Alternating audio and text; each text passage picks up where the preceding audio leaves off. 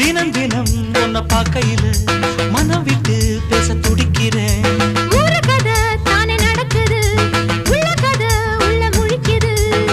பார்க்க வரும் முன்னே துணிவர் இருக்கும், பக்கம் வந்த பின்னே வெட்கமது தடுக்கும்.